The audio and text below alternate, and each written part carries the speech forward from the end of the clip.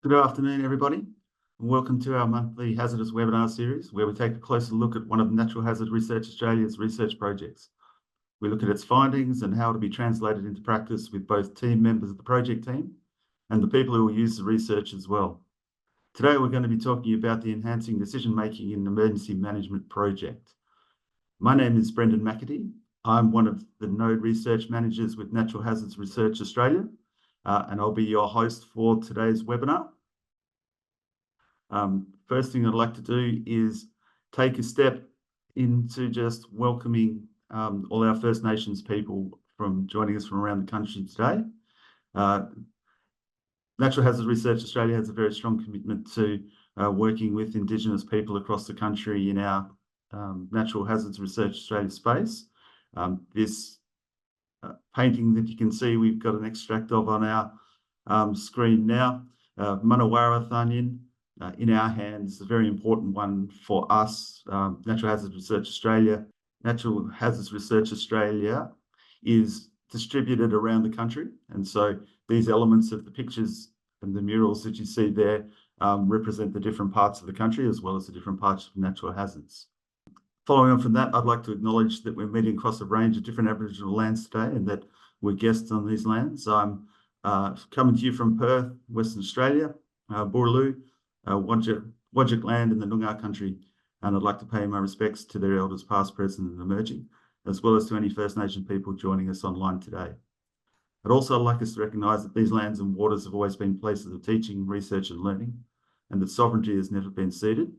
And on a personal note, when I think about the natural hazard space, I think we're talking about things that First Nations people have been working with, learning from, managing and harnessing for thousands of years. And I think that's an important part of what we're doing today. Today's panel will be recorded and a link to it at any presentation materials will be made available in the coming weeks. Please let us know if you have any technical problems by adding the details to the Q&A function at the bottom of the screen. Our team will work to troubleshoot any issues. We're not using the chat function today, so please focus on the Q&A. Questions will be answered at the end of the formal panel presentation, so please add your questions to the Q&A panel, making sure to specify who your question is for, and we'll get to them in the last 15 minutes of today's recording. On that note, it's my pleasure to introduce today's three panellists, each of them having key roles in the Enhancing Decision-Making in Emergency Management project. Associate Professor Chris Bearman is an Associate Professor of Cognitive Psychology at Central Queensland University, as well as a visiting fellow at the University of Central Lancashire in the United Kingdom, and also as a volunteer firefighter in the South Australian Country Fire Service. Chris researches decision-making and non-technical skills in emergency management, rail, aviation, and in space missions as well. Dr. Peter Hayes is a research fellow at the Central Queensland University Appleton Institute. Peter undertakes human factors and psychology-based research, mainly in the emergency management sector. He's interested in non-technical skills, decision-making and developing expertise through the use of simulation and coaching and mentoring. The role of the user is fundamental to making sure research projects are successful, and so we make sure we include the perspectives of users in the Hazardous Webinar series. Today in that role, we'll hear from Sandra Lunardi, who's the Director of Industry Workforce Development at AFAC, which is the National Council for the Fire and Emergency Services. Sandra's area of responsibility within AFAC is broad, and it encompasses human resources management, employee relations, learning and development, work health and safety, as well as volunteer management and digital immersive learning. Sandra's committed to research utilisation and ensuring all doctrine and products produced are evidence-based and draw upon leading research. So now to the project. Effective decision-making is a critical part of the emergency management sector. However, the very nature of the sector makes that decision-making difficult. Emergency managements need to make time-critical decisions in environments that are dynamic, uncertain, complex, and stressful, and often with high stakes. The Enhancing Decision-Making in Emergency Management project is conducting a survey which has already generated over 200 responses in Australia and the UK, and as well as in-depth interviews with decision-makers in emergency management. The team's developing a set of prototype training and learning tools that support the needs of decision-makers operating in a variety of different decision-making environments. Based on an analysis of current practice and future requirements, these tools will be developed using a human-centered design approach collaborating closely with end users to create usable tools to enhance decision-making in emergency management. The project is a collaboration between Natural Hazards Research Australia, Central Queensland University, AFAC, Fire and Rescue Victoria, Queensland Fire Department, Tasmania Fire Service, Northern Territory Police Fire and Emergency Services, Air Service Australia, New South Wales SES, South Australian Department of Environment and Water, and the Department of Fire and Emergency Services in WA. So I think the number of stakeholders in this project really emphasises the importance of decision-making across the sector. And I'm sure everyone online today will get some useful insights out of the research team's findings. Without any more ado, I'll hand over to Sandra and the research team. Thank you, folks. On behalf of the research team and AFAC, I would like to acknowledge the traditional owners of the land we are gathering on today, the Wurundjeri peoples of the Kulin Nation, and wish to acknowledge them as traditional owners. AFAC would like to pay our respects to their elders past and present, and extend this to elders of other communities that may be present here today. Given AFAC is a trans-Tasman organisation, we also wish to pay our respects to the Maori as Tangata Whenua and Treaty of Waitangi partners of Aotearoa, New Zealand. We extend our respect to those who hold mana whenua in the place you join us from today, or the place you call home. I'll now hand over to our key researchers in this project, and I'll hand over to Dr. Peter Hayes and Associate Professor Chris Bearman. Thank you very much, Sandra, for that welcome to country and for your introduction here. Welcome to this afternoon's session. My name is Dr. Peter Hayes. I work with Chris Bearman at the Central Queensland University Appleton Institute. Today we want to give an overview of the research project that the research team's been working on over the last 13 odd months. And its name suggests it's about enhancing emergency management decision-making. In terms of the scope of today's session, what we'd like to do is briefly just give a thumbnail sketch of what the background to this project was, provide an overview of the key phases of the work that the project encompasses, outline some of the literary reviews and research that we've undertaken in the first phase. Chris will then move on to talk about the preliminary findings from our survey and interviews that I think Brendan spoke to, highlight some of the implications for developing tools and training materials, and then Sandra's kindly going to come back and put her organisational hat on, or a sector hat on, and outline what she identifies as some of the key perspectives of this research, the implications. So in terms of the research project, the genesis or the start of this project goes back to 2022, when the NHRA undertook a series of workshops to ascertain what are the research needs of the sector. NHRA ran a number of workshops and focus groups, both in Australia and in New Zealand. And they identified that as one of the key themes requiring research and of a particular concern for the sector was the topic of decision making. The sort of broad comments from the sector was, although there's some really good practice in decision making, there's also considerable variability and some unevenness in how people go about their decision making, and certainly scope to enhance and improve both how we train and support people to make decisions. And also probably timely that we also have a good overview of actually what decision making looks like in the sector.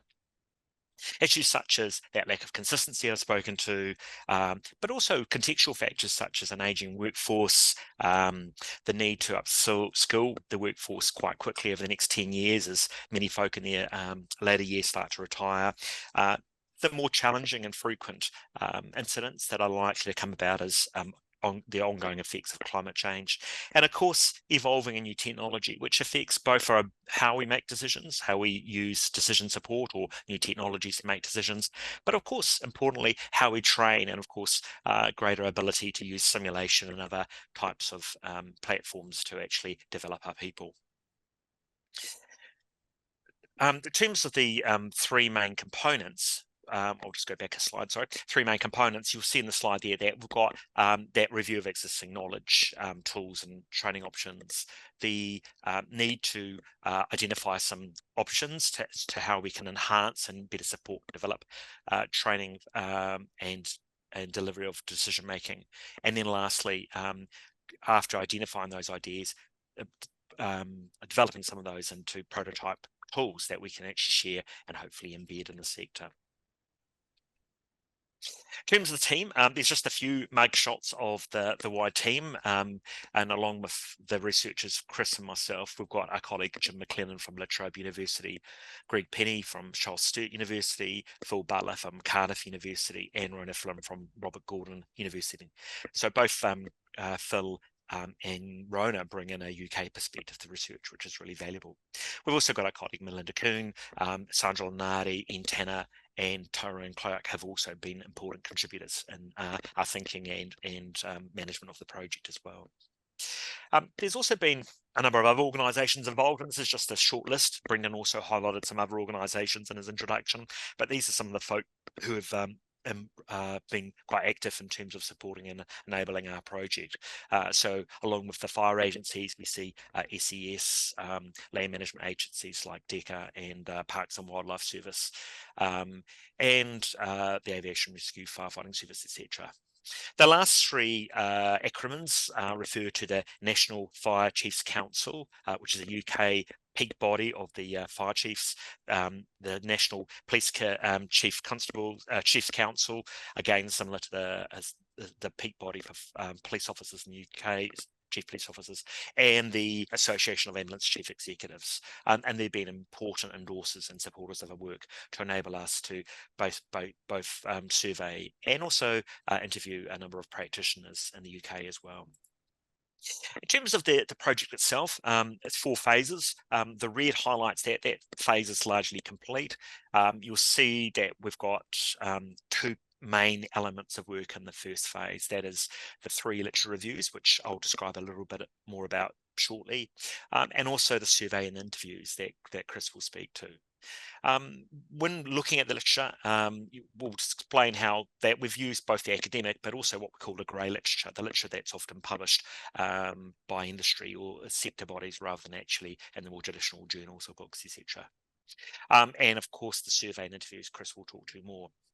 The remaining 3 phases of work are around identifying opportunities to intervene and assessing weighing up which might be the most valuable ones, and then developing and evaluating some of those potential training products and materials that we'll be developing over the next 8 months or so, and finishing with our reporting.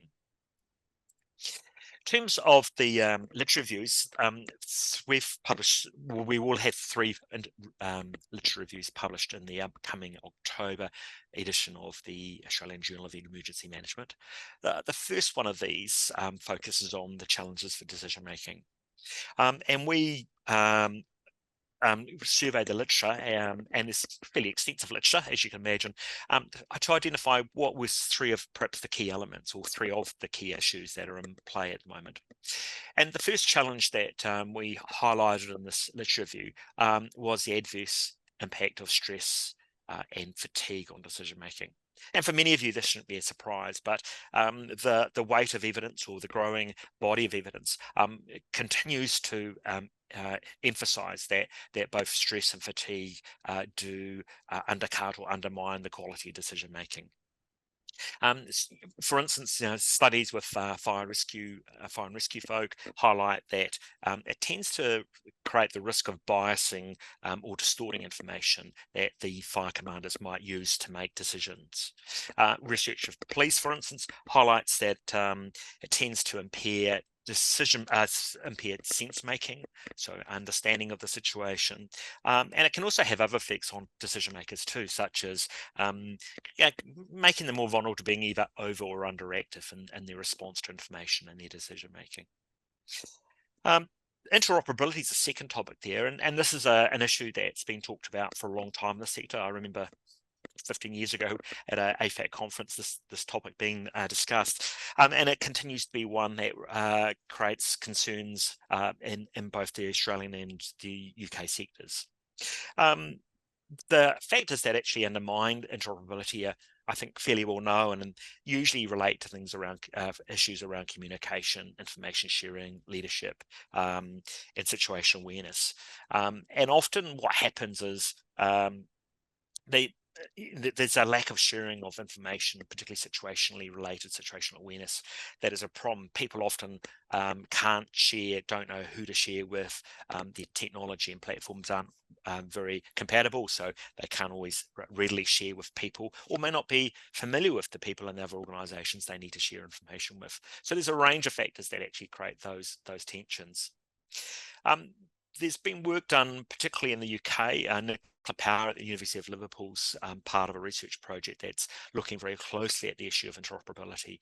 And her work has highlighted, and this is in part in response to the clunky interoperability issues that came about from the Manchester Arena bombing, that interoperability, to really address it or improve it, requires a considerable investment in both training, in terms of training, also the review of organisational structures, and large amounts of time to actually help people form the relationships and practices that actually enable that more smooth information sharing and consideration that's was highlighted before.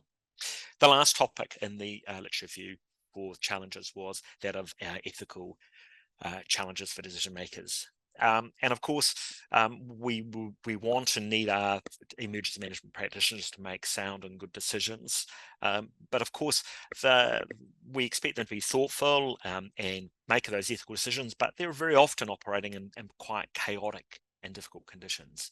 And so there's a sort of mismatch between what we want them to be able to do and, of course, the difficult conditions they're often working under. One of the challenges we have in this space is that quite often practitioners often may have a degree of conflict or substantial conflict between the critical situation they're managing and their own ethical or moral beliefs. And so this can create real distress for them, because they're needing to make decisions or act in ways that are actually at odds with their own moral beliefs. So it can create huge challenges for them. And of course, that has some interesting issues as well for the people who they're looking after and managing as well. Cuthberts and Penny have done some work recently looking at the ethical frameworks in play, and unfortunately, few organisations in Australia have strong ethical frameworks in play to support their people and organisational decision makers. So, clearly an issue, and so there's clearly an issue about appropriate organisational support for ethical decision making is a key issue for the sector. In terms of the next topic of literature review, that's the topic of cognitive aids for emergency management decision making. And this paper highlights the different types of cognitive aids that are in play, things like decision support systems, checklists, aid memoirs, cues and alarms, etc. And in essence, what these cognitive aids do is they actually support decision makers' cognitive processes during conditions of heightened workload or stress or fatigue. So they really help them to make the most of their intellectual hardware, and are really important in actually enabling them to produce more robust performance and reduce the number of errors that are likely otherwise. So there's a number of issues that come out to play when we look at the literature. And one of the first concerns is about whether practitioners are choosing the correct cognitive aid for the situation. So are they appropriately choosing the aid that will best help them in that situation? A second issue is around the fact that there can be poorly designed cognitive aids in play, and of course they can create real problems and perhaps do more harm than good. There's little discussion in the sector and little evidence of training to select and use cognitive aids. So they are used a lot by agencies, but we go looking and there's pretty limited evidence that people are getting much in the way of support to train and work out how to select and use those. And perhaps the last point we'd make is that there's actually people use decision aids differently depending on whether they're a novice versus whether they're an expert. And we need to take account of that when we think about how we train, support, and use those aids as well. In terms of the last topic in our literature review, that was the issue of training. And there's actually quite a lot we could talk about here. There's quite extensive literature written about training, but one of the challenges we have is that the literature tends to be largely descriptive of training practice, training itself, and doesn't, from a research perspective, very rarely does it actually evaluate the training and whether it's delivering the learning outcomes that are expected or desired. Moreover, we seem to see the same issue from a sector perspective as well, that the quite a lot of organisations struggle to regularly and robustly evaluate the delivery of the emergency management decision-making training that they are actually offering as well. So that's a core issue. When we think about training, of course, it should be a systematic acquisition of skills, rules, concepts, attitudes. That's how Goldstein and Ford describe it. And that systematic approach of how we deliver it also means we need to be quite systematic in how we both develop, maintain, and refine those resources. And that seems to be quite an issue. In terms of some of the questions that organisations we believe should be asking themselves from the emergency management decision-making viewpoint would say, is there an organisation-wide program of decision-making training, development and maintenance that covers all 4 levels of EM decision-making, from the front line to the more strategic at the regional or state level? Is the organisation's decision-making program adequately resourced in terms of both training, staff expertise, and the material resources actually to deliver on that? And then third question we would suggest is around the point, does the decision-making training program match the organisation's operational EM decision-making responsibilities? And that's particularly around the different hazards that they might be responsible for, but also different size, scale, novelty versus more routine incidents as well. So there's some of the key insights that we've got from the literature. I'm in a minute about to hand over to my colleague Chris Bearman, who is going to talk to the research in terms of the literature, in terms of the survey and the interviews that we've been conducting. So at this point, I might hand over to Chris and leave him to tell you the next part of the story. Thank you. Okay, thank you, Peter. So the surveys and interviews that we conducted are really based around these 3 concepts. So firstly, in the bottom right corner of this diagram, what we're interested in is the decision-making practice from the people who respond to the tactical level, strategic level, and also the executive level at the very top of the agency. So we're interested in all types of operational decision-making there. Now, we're also interested in how we train that decision-making. So the box at the top of this diagram, the decision-making training, the skill acquisition, how we help people to make those operational decision-makings in the real world on the job. And we're also interested in the bottom left corner about the kinds of organizational policies, guidance, frameworks, doctrine that sits behind all of that. So all of that kind of operational doctrine that guides how people make decisions in their everyday operational roles, but also how that shapes training.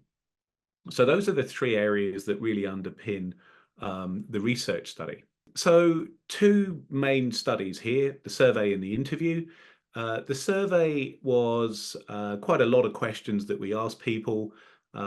Those questions were typically quite structured, and a lot of those responses are things like always, sometimes, maybe, no, yes. So those kinds of structured responses. The interviews were semi-structured interviews, so those were a discussion with the participant about the questions that we asked them. So that allows us to get more context, a more in-depth understanding of the things that we're interested in the study. The survey in the Australian portion, which is what we're going to talk about today, the Australian portion had 154 people, 83% male, 15.5% female, and 0.5% in the other category. The interviews, 36 people were participated in those studies, 86% male, 14% female. And as you can see from those tables, we had a really nice spread across the states and territories in terms of where people were operating in the metro, regional and country, and also in the different hazards that people were managing. So a really broad cross-section of different types of people operating in different parts of the country, managing different hazards. I think probably the key question that we want to know is firstly what training people get in terms of decision making, and also how good it is. So what we found in the data, and I'm going to talk about both the surveys and the interviews together in this presentation. What we found was that over half of the survey participants said yes, they had attended formal decision-making training. 20% said maybe, and a quarter of those participants said no. A lot of the training that people get in terms of decision making is often outside of the agency that they're working for. So often what's happening is that the participants are going to an organization, a training provider, and they're getting training in decision making. Often that training is part of something else. So often it's part of leadership. So a lot of the leadership training that people get has this component of decision making in it. Often that's relatively superficial, doesn't really provide them a lot of depth, but it does at least cover some aspects of decision making. Now, in terms of how good people think that training is, nearly half the survey participants felt that the approach to operational decision making taught during any kind of training that they received was sometimes ineffective. And a further 12% saying that training was ineffective most of the time. So I think what that tells us is that the decision-making training that people are getting, I think we can improve in that area. And nearly a third of survey participants said that decision-making training rarely or never changed their on-the-job practice. And that's a real concern because at least a third of the participants, the training that they're getting is making no difference whatsoever. They're not putting that into practice when they're making operational decisions. So I think this makes the case that we do need to do better in terms of training decision making. In terms of the organizational component, what we found is that firstly, the good news is that 83% of the participants mostly or always followed the procedures and rules of their organization in terms of their operational decision making. So that's the good news. However, we've got 50% of the participants saying that the best decision in a particular situation, which they think is the best decision based on their experience, is sometimes contradicted by the organizational's policies and procedures. And 40% of participants said that that best decision based on their training, the training that the organization's given them or that they've gone out and got themselves, sometimes contradicted those formal policies and procedures. So what we're seeing here is really that gap between what the operational procedures are saying and how participants are applying that in practice. In that there's a large amount of situations where there's probably a better decision based on that participant's experience and training. And this really speaks to the difficulty of writing operational procedures, and also the fact that the operational procedures are written from a certain structured analytical perspective. And I'll talk about that a little bit more in the next slide. But the last point here is also a bit concerning, where nearly a quarter of the participants thought that the organisation didn't provide clear instructions on how to make operational decisions. So in a quarter of those people are not getting that clear information from their organisation. So the last component of this, how do people actually make decisions? So this is a simplified model of how people make decisions. This is based on some work that I'm doing with my colleague Don Giles. And this is the kind of the underlying mechanics of decision making. So in a very simplified form, the actual model I got this from is very much more complex, but this is the more simplified version to tell you about today. So firstly, what happens is that we build our situation awareness of what's going on in any given operational environment. That situation awareness is built in the context of the organization's policies and procedures, the culture of that organization, work practices, all of that information. That's the orientation process. And we build our situation awareness as part of that. Once we've built that situation awareness, that's not an all or nothing thing. That's an ongoing process. So we're continually building situation awareness as we're going through. But initially, that situation awareness suggest plausible goals. So when we're going to a road accident, for example, there's plausible goals, there's things that we can achieve. That's based on our situation awareness. Based on those goals, there's certain plans that we need to put into, that we need to enact in order to realize those goals. And then finally, there's actions that enact the plans. So it's a relatively straightforward goals, plans, actions hierarchy based on our situation awareness.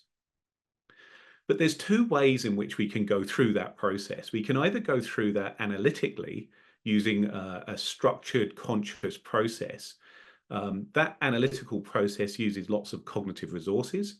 It's quite slow, it's methodical. It's also the basis of a lot of the operational doctrine in terms of decision making. So a lot of those policies and procedures and doctrine, that emphasizes that analytical mode, that more structured way of making decisions. But there's a second method of decision making, which is really now starting to become much more talked about in emergency management. And that's this intuitive mode. It's emerged, the importance of it's emerged from, well, initially the literature on heuristics and biases, but the effectiveness of this intuitive mode is really starting to become much more recognized with the naturalistic decision-making movement. People like Gary Klein, Judith Irisanu, Jim McLennan, people like that. And what this suggests is that there's a much more intuitive, it's fast, it's based on pattern recognition, and it's based on our experience. So we can go through that goals, plans, and actions using that intuitive mode. And that goals, plans, and actions hierarchy also underpins Gary Klein's recognition prime decision-making model, if you're familiar with that. So this provides some of the underlying mechanisms to explain Gary's model. Now, that intuitive method is much older in our evolutionary history. It is very fast and it allows us to function in these kind of dynamic, complex environments. But it does have some issues associated with it. So if the situation isn't what you think it is, it's potentially going to get you into trouble because it's based on familiarity.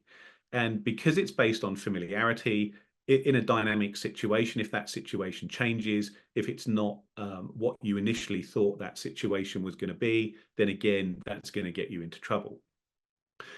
In the more analytical sense, that analytical mode, it uses lots of cognitive resources. We don't have those cognitive resources available in certain phases of an incident, particularly in the initial phases. So we can't be conscious and systematic throughout that whole incident. It's not possible. So the trick here is to use intuitive and analytical effectively together. And that's the basis of a lot of expert performance. Back to the data then, the data that we collected. Firstly, nearly 70% of survey participants said they mostly or always knew the right decision to make when they arrived at an incident, or when they had that initial incident outlined to them in an incident management team. And that's a strong indication that they're using that intuitive or recognitional decision strategy. Participants also reported that the more structured approach to decision making was more likely to occur after those initial phases. In the initial phases, we need to make those fast recognitional decisions. We just need to get stuff in place, and then we can start thinking about it using that more structured approach. When there was more time, in the tactical and strategic areas, there's more likely to be that structured approach there. And when the decision's critical. So if there's a really important decision, people will typically, they'll have their intuitive mode. There'll be solutions that are suggested by that intuitive mode, but they'll check those using the more structured analytical pathway. So they're engaging their kind of analytical brain at that point. And the other thing that emerged from the data, which is interesting, is that while some participants clearly had some level of insight into their decision-making processes, they kind of understood how they were working in terms of that there were these two intuitive and analytical processes. They didn't really understand the strengths and limitations of making decisions using those two different types. And that's really important because it's about how these processes work together and about utilizing each so that you're using the analytical brain when you should, but you're also working on that more automatic pathway when you need to be. In terms of a bit of a summary of what we've found then, this is a bit of a snapshot just to talk to you today. There's lots of other things that we've found in the data, but I think these are probably the three most important things. Firstly, there's a clear opportunity to enhance emergency management decision-making training. I think that's really clear in the data. There's the large majority of participants follow their organisational rules and procedures. However, there can sometimes be this mismatch between what the rules and procedures say and the best decision based on the participants' knowledge, experience and training. And that's where things like operational discretion might then become important, because what we might do then is to say to people, look, in certain situations, you need to be making the best decision. And that may be outside the rules and procedures, but in certain circumstances, that can be the best decision. And that's an important discussion that we need to have about how do we facilitate that so that we structure people's decision-making by constraining it using the policies and procedures, but we also give them room to manage the situation, because it's just not possible to write a procedure that's valid in every situation. We just can't do it. So we have to give people the opportunity to manage those situations. And finally, emergency management decision makers generally use this combination of recognitional and analytical decision process, this intuitive and analytical pathway. And we need to help people to do that better.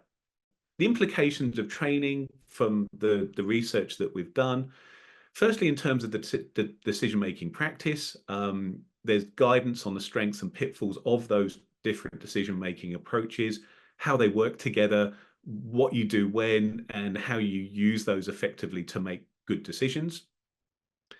Evaluation of cognitive aids. Peter spoke in his section about some of the issues around cognitive aids. Typically, there hasn't been a lot of evaluation of those methods. Effectively, what those do is that they help structure our decision-making. So they help us to jump into that analytical space so that we make sure that we're not forgetting things. Guidance on how to select and use cognitive aids. As Greg Penny says, we need to have cognitive aids that are the best designed by highly trained people in the right circumstance. So that's the most effective way to use those cognitive aids. In terms of organisational policies and procedures, firstly, we need to work out how we can write really good procedures that actually shape our people's decision-making in the way that we want, while giving them that flexibility to manage the situations. And partly that's based on operational discretion. And finally, more general training and skill development. There's a skill acquisition framework that we will develop in the project, which is about helping agencies to understand what training needs to be provided at what stage of people's careers. Obviously, that's a really long shopping list. We're not going to be able to do all of that in the project that we've got. So we're going to need to be selective because of the constraints of resources. But if you are interested in those areas, do come talk to us and we can work out how we might make that work for you. Thank you. Sandra, over to you. In terms of those who may not be familiar with AFAC, its vision is for a connected and capable emergency management in Australia and New Zealand. In terms of our membership, for those again who may not be familiar, we have 35 full members that span all the urban and rural fire services, state emergency services, land management agencies, air services, and a number of other significant bodies involved in emergency management. In terms of our affiliate members, as you can see, those figures continually change. It's around 22, and they predominantly include government statutory based and not-for-profit organisations. And there you can see we have a number of associates that are very keen to understand the work that's being undertaken at the national level. If I go to the next slide. In terms of our strategic directions, all of them are informed by research. In fact, we see research as a really high priority insofar as Direction 5 means that all the work that we do needs to be informed by knowledge, innovation and research. And from my perspective, research work undertaken such as that being led by Peter and Chris and others in the research team is really critical to inform better practice and is actually an opportunity for us to improve in a number of areas. I just wanted to illustrate that one of the strategies that we have that could support integration of research into practice is our doctrine. As you can see, there are significant numbers of pieces of doctrine, and I can see the enormous opportunities for us to be able to embed this into some of these research findings into our practice. It is a key piece of work that I am particularly keen to down the track do impact assessment against, to see the uptake and the implementation of our doctrine, because a lot of resources and time goes into its development across our entire collaboration model. I just want to illustrate very quickly, there has been a lot of really creative professional development opportunities provided by the researchers who have done a lot of work in this space. And I see this as an opportunity to undertake far more work going forward. But they're just a snapshot of, actually a small snapshot of a lot of the work that's been undertaken over the past two CRCs and now more recently with Natural Hazards Research Australia. Now, in terms of opportunities for embedding the research, as I indicated, doctrine is a significant area. I think if we had developed fundamental doctrine on decision-making, that's principle obviously and evidence-based, that can become a framework to inform future industry practice. That, I think, is the forum in which we can help establish a consistent approach. By engaging with all the agencies through the collaboration model, I think that's a certain lever that we can draw upon. I'd like to reinforce that the doctrine is not just for a cohort in industry. It really needs to be embraced at the executive level by policy developers, doctrine developers, people involved in actually delivering training, and those involved in developing training resources, or whether it be operational checklists or procedures. I see the doctrine as including guidance on the approaches to decision-making and when they are most appropriate. Both Peter and Chris have talked about, you know, there are different approaches that you can use, but knowing when to use them, knowing the advantages of each and in combination would be incredibly useful. And, you know, the needs of a novice learner versus an experienced practitioner, dealing both with routine versus novel situations can make quite a significant impact in the approach that you might use. And I can see doctrine being one of these ways to reinforce people's better understanding of decision-making.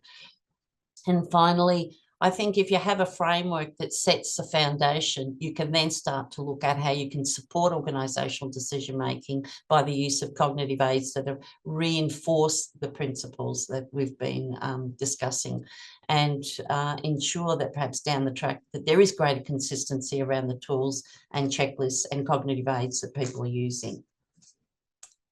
In terms of training, how I can envisage that we can do this, one of the key things that I'm particularly interested in is exploring ways in which we can embed decision-making and learning about decision-making at various levels within the AQF. And by that, I mean how we would scaffold the training so that it would be appropriate for the particular level and the needs of the learners at that level or performing that IMT role. Also, one of the key areas I've often spoken a lot to Peter about is increasing the professional development of the instructors and the facilitator cohorts. If they don't fully understand how decision-making works, then that's part of an area where we need to focus more attention. If we support them through a whole lot of avenues, then that can help them support learners in understanding decision-making. Additionally, coaching and mentoring, this has been quite an interesting area. Most of the coaching and mentoring that does occur, from my understanding, is often undertaken in leadership development. What I think we really need to do is increase the professional development of coaches and mentors, but particularly in the area of operational decision-making and to support IMT folk. This is an area where I think there is a lot of opportunity for development, and to break the thinking that coaching is about a gap in performance. It's about supporting development and individuals. Finally, there are opportunities to provide exemplars of the use of simulation and other technologies to focus on decision making. So if I just go to the final slide, technology is used a lot for developing people, but the point is it needs to be informed by really strong learning design and understanding about what the training gap is intended to address. These are some other opportunities. These are some thoughts. Conducting after-action reviews of operational decision-making in real and simulated environments. That has been known. Debriefing is a critical way to help support people learn and to assess their decision-making. I think also encouraging where appropriate opportunities for people to verbalise their decision-making prior to decision and action, and then invite feedback. And that requires a level, I think, of maturity, and to do that in an environment which is supportive and encouraging is really critical here. And then finally, incorporating lessons identified into doctrine and training and broad organisational systems as part of a process of continuous improvement. And that includes evaluation. And, you know, we often talk about how detailed the evaluation of learning is, and it's often not at that more comprehensive level. And I think that is an area where we can do more and hopefully achieve better outcomes. So there's some of the significant things that have come up in my mind. I'm very interested in what people think. But once again, thank you to Chris and to Peter and to all the other researchers and NHRA for putting all that effort into what I think will be incredibly useful for industry. Thank you very much, Sandra, and to Chris and Peter as well. I think there's a lot of really interesting insights that have really come through that piece of work. And what I really like about this project is not just the quality of the research, but having folk like yourself involved, Sandra, so that work is flowing into that kind of framework that you're describing to really make some difference in the sector. So thank you for that. We're going to kick off to a bit of the Q&A. We've got a few questions that have come through. The first one I might ask is probably for yourself, Chris, Peter. So what were the selection criteria for survey participants? So the selection criteria were, let me take a step back. So the method that we used is that firstly, we approached the agencies and the agencies then promoted it through their membership. Then we had some promotional materials that AFAC and the NHRA put together. So they went out with the links so people then could click the link and do the survey. The interviews were selected from the survey. So at the end of the survey, there was a link that said, if you'd like to participate in the interview, then provide us your details. And then we selected people based on geographical location, hazard, and whether they were in a metro, rural, or country area. So that's how we selected the participants for each of the studies. So this, to some extent, it was kind of a self-selection criteria, but all those people were working in emergency management in some way, shape, or form. Thanks, Chris. And just to follow on to that, one of the notes that people raised said there's a really marked difference in the gender breakdown involved. And is that reflective of the sector numbers, or would you just like to talk about the gender-based responses to the survey? My understanding is, and Sandra's online as well, she may nod her head in agreement, that that's roughly reflective of the sector. So that 1585 is roughly the split in the sector broadly. So we've got a reasonably representative sample of the breakdown of male-female in the sector. Another question. So what type of training modules or cognitive aids do you recommend to enhance intuitive and analytical EM decision-making? There is some resources around that talk a little bit about this in the sector. AFAC published a resource a while ago called Decision Making Under Pressure. It actually unpacks the main approaches to decision making. We did some work, Chris and I did some work about 18 months ago with Sandra, where we looked at a number of public safety training package units, and none of them actually included really coverage of the intuitive versus analytical frameworks. So one of the challenges we have in the sector is that these pathways, from what I understand, are not included in much of the public safety training package material, and it's particular agencies, often at more advanced levels where there may be some discussion, for instance, level 2 incidents and beyond, where there may be a little bit of coverage of this material. So it's not so readily available in easy to digest form until you probably get to level 2 incidents and available. And Sandra might make a comment here.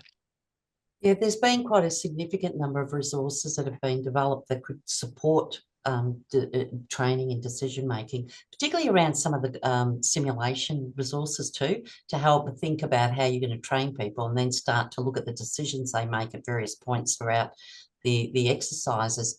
What I would say is that we've started to work more on focusing on this, and I anticipate over time and in parallel with this piece of work, we will start to see more of these concepts being integrated into the training and recognition there has been something of a gap.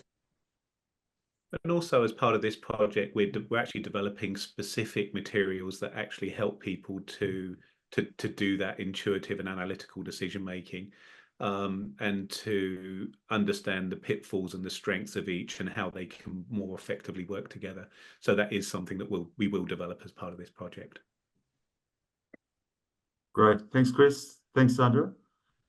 Question around terminology. So in your comments, Chris, you refer to emergency management when you're actually describing incident management practice.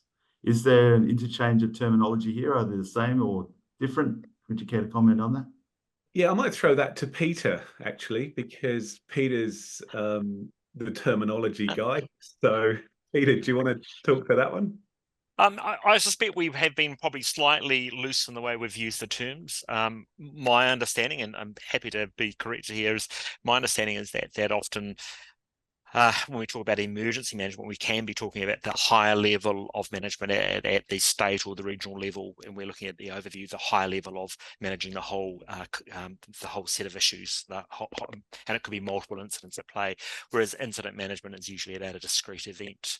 And we do use the terms interchangeably, but partly because we're often dancing between the decision-making in the emergency management sector, hence emergency management decision-making versus incident management decision-making. And the research actually has covered both the more acute response on the ground, the incident management level, and we've also interviewed folk who work at the regional estate level who are in emergency management roles.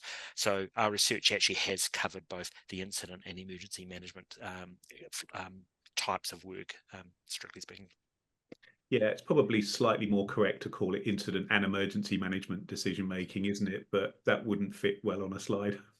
That's true. There's a note there. I can see a broader application to help build capability within communities for decision making in emergencies. Has any thought been given to taking this further? So maybe outside of just EM personnel. I would certainly agree that some of the concepts and materials that we're producing, I think, have relevance to beyond the exact, the incident management, emergency management that we've been talking about. So there certainly is, I think, scope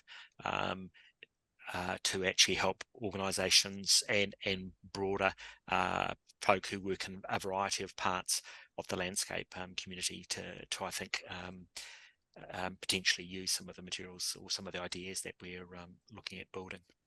Yeah. Look, sorry, Chris. Yeah. Oh yeah, I'll just add a quick comment. Yeah, look, and a lot of this actually is domain it's domain general essentially. So a lot of the training that we develop is really about how to make decisions using the intuitive analytical pathways. We're looking at cognitive aids.